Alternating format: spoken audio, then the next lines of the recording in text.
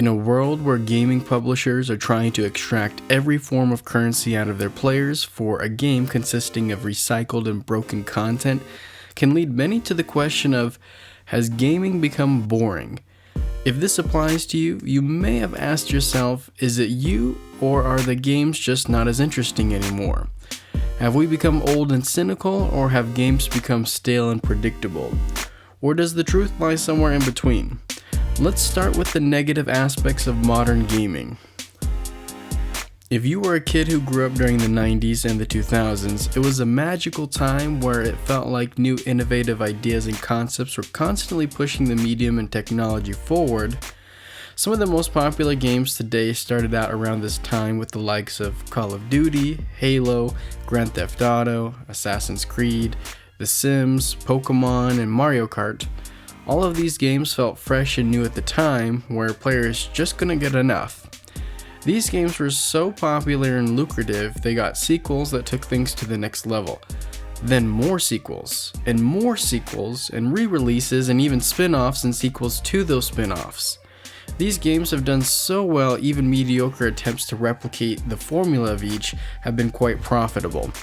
This takes us to today, where many new releases give players a feeling of deja vu.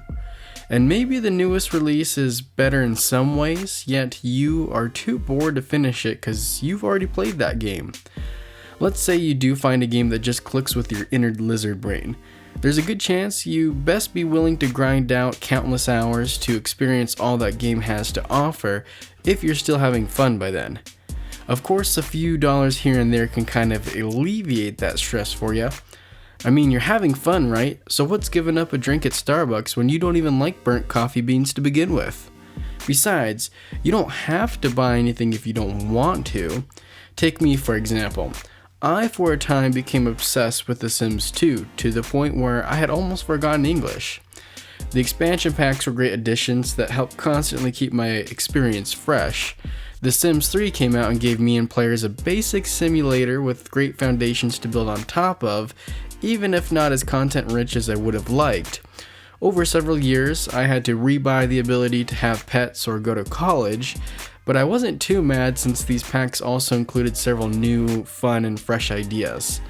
Then The Sims 4 came out, which felt like 2 steps forward, 3 steps back.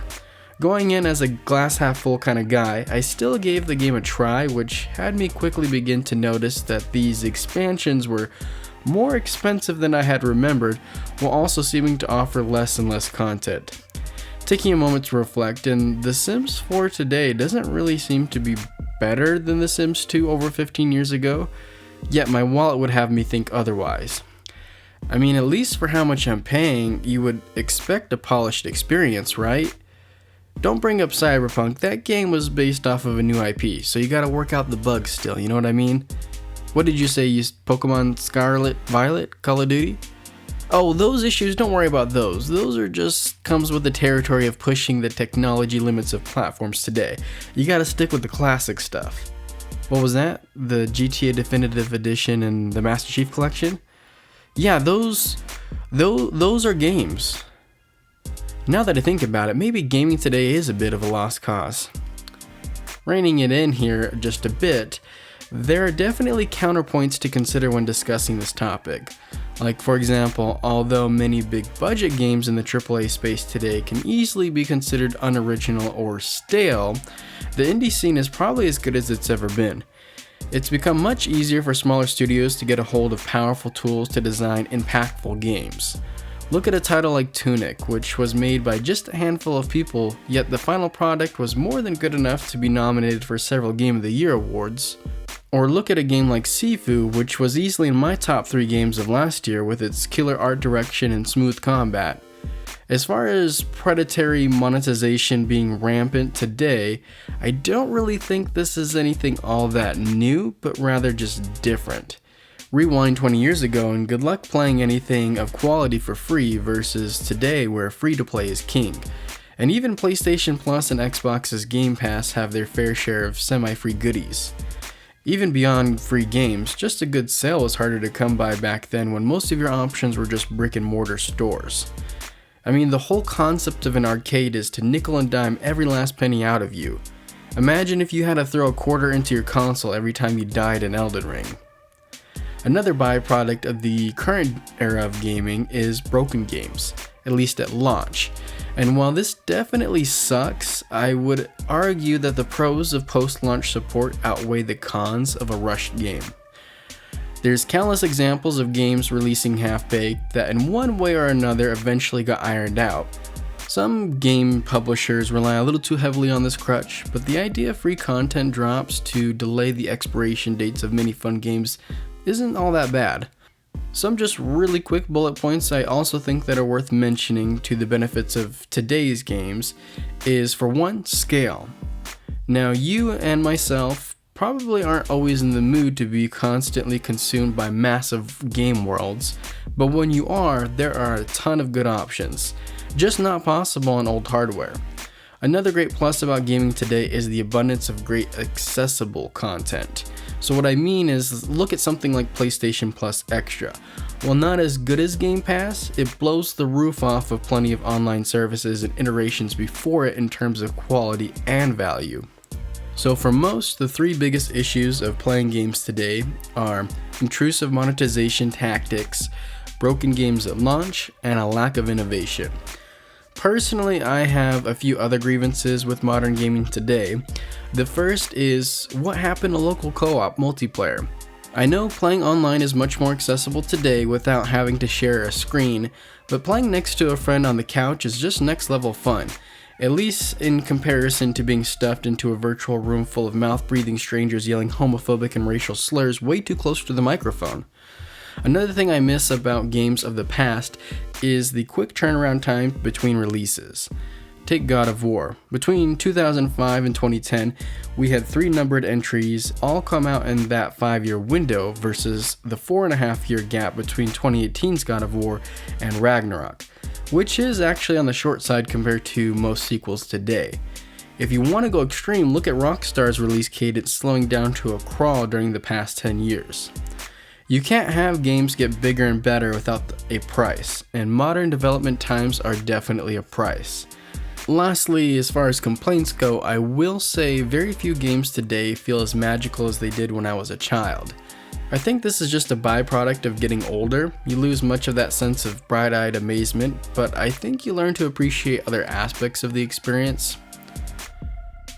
Whether or not games are boring today as a whole is kind of irrelevant to you, the viewer, and how you specifically feel.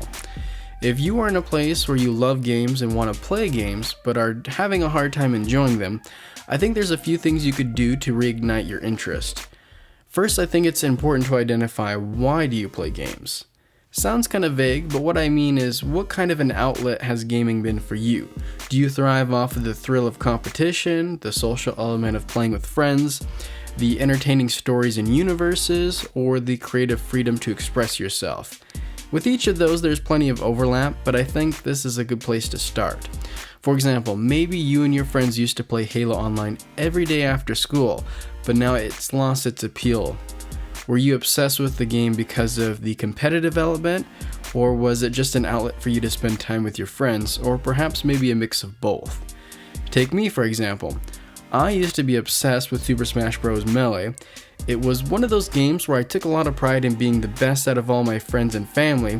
I wanted to be the best, even though at the time there was plenty of people across the world who would have destroyed me at that game. But I definitely got a lot of competitive satisfaction out of that experience, as well as social interactions with friends and family. Fast forward to today, and I think Ultimate is awesome and in a lot of ways the ultimate Smash Bros. But I've only clocked in a fraction of the amount of time in comparison to Melee. And I think this is because I just don't have the same drive in me to care about getting good. In high school, I started to replace video games as my main competitive outlet with sports and martial arts, no longer giving me the desire to be great at a particular game. As an adult whose lifestyle and habits are different to that of my 10-year-old self, I still love video games, but they now serve a similar yet different purpose. I've become more inclined to enjoy single-player games that focus on exploration or narrative in some way or another. What I'm getting to is nothing stays the same forever, including you, and so I would recommend trying new games and genres if you feel like you've hit a rut. If violence is a key aspect of your favorite games, maybe try something more mellow like Animal Crossing or more creative like Mario Maker. A second tip I'd recommend is if games are starting to feel samey, then play an indie. Indies today are great for experiencing something that feels new. Indies tend to be much more experimental and may also help you fall in love with a whole new genre of games. Lastly, if you feel burnt out from playing too many games, moderation goes a long way. Something as great as tres leches doesn't taste as good if you're eating it with every single meal. Play games after a long day's work, or a productive day around the house, as a reward versus just a binge session. All of these recommendations may work to varying degrees depending on your why, but that is the key. What is your why and where do you need to mix things up? So has gaming become boring compared to games of the past? I'd have to say no. It's just different. There are negative aspects to modern gaming like microtransactions, broken games at launch, and long development times, but many of these negatives are counterbalanced by positive things such as a thriving indie scene, immersive worlds, easier accessibility, and the bright side of post-launch support.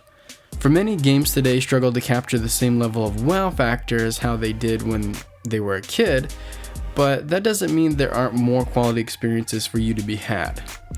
It's not the game's fault, and it's not your fault. The world around you and your perspective is just different, and that's okay. As always, appreciate you for watching, and until next time, see ya.